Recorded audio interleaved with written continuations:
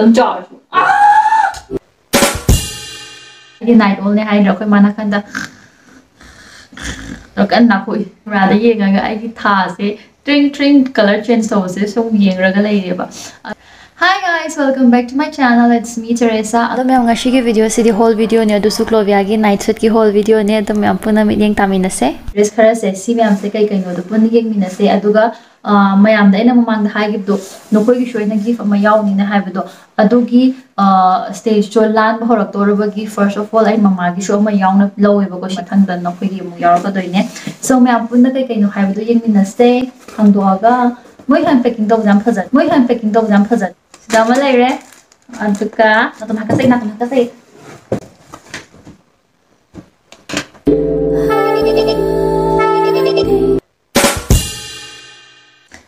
Antuka, amasu laire tu sida. First kisi si laire, first kisi na blanket hoodie do, adu kita ada tahu punya lupa. Adu makna tu hoodie tahu punya si hoodie. Adu orang kasih aina Hai kita aco warga pam batai poi betul sih pam gani kayak naga sumi gitu tahu nggak?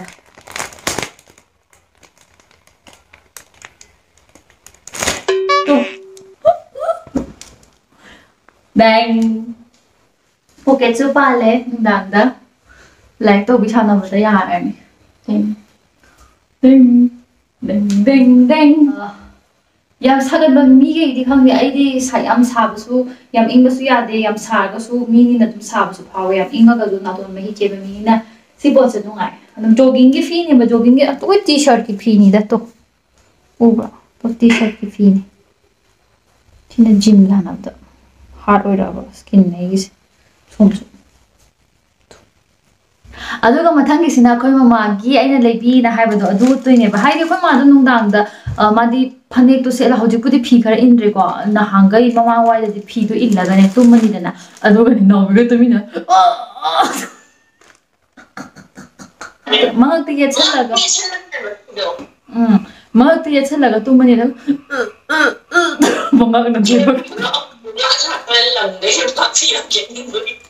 Agi night dress ama lebi ke khotpi ke nang tumba kana set lo na hai man hoi ka hai ma masana khanjai ne ba si se phaja bring se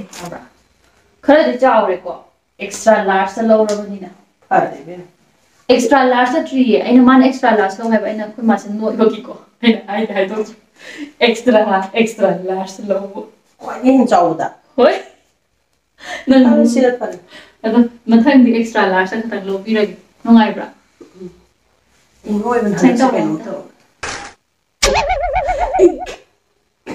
I don't have a love sign.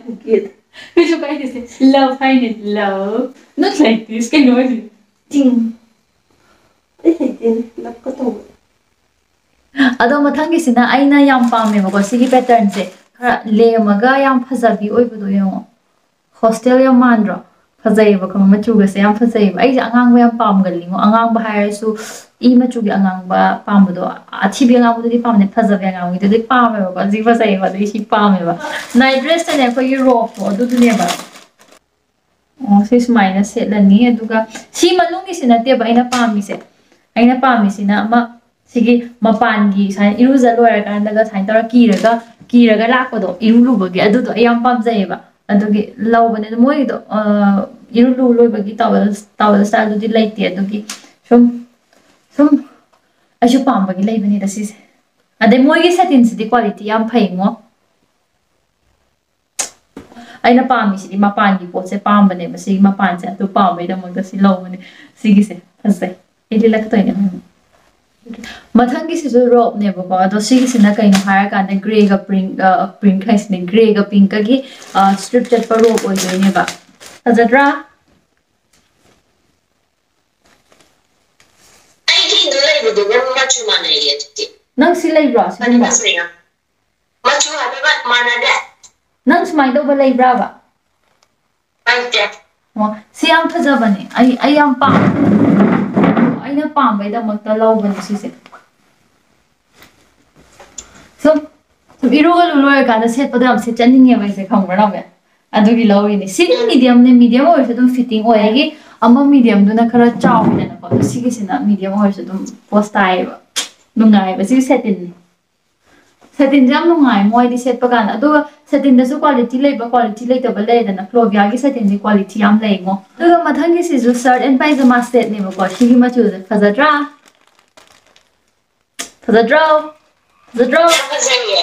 oh ado aina lobas ibe ma si khan bada kok chikai khan ba jane be ma cotton ne ba fazai ngo sim lai re aduga fridge silai large dum yai yam pam jaba do oi ngasi se cigarette ka do ti yam pam atai sulai pam do bu night suit di se ni je khatani go loi do ani mag loi pam ado sigi se my pattern su pam aduga fida su loi mag pam set pa kan yam comfortable oi bu ko ya aduga ka ha ga ni Clovia se nupi go iba lingerie adagi nightwear activewear collections yam lai bani aduga hoje Clovia gi oina biggest end of season sale tawri bani bu ko si 7 days trip na chatha do ni ngasi dagi horaga ado ke haini noina ngasi dagi sum haini pot ko malai raga di 50 to 80% off lay doine ba aduga free gift ka su phangni hojik sale tawri bani na adugi shuma thakta masa COD is available to ini then kari hai gani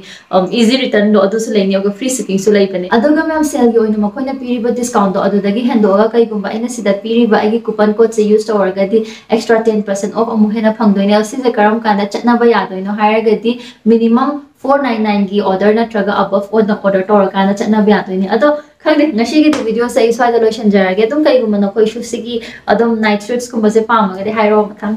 like ado mathang gi do de night shoot na trick ona koi gi do Clovia oi doine do karamba oi doino do khallo aduga phajabane ai ga chapmana ba masu lengo ai ga twinning tawningai gi ado me ngasi de video se sai lotion jarage adom video se no ngai biraga di please give a like and also subscribe to biro mo bye bye love you all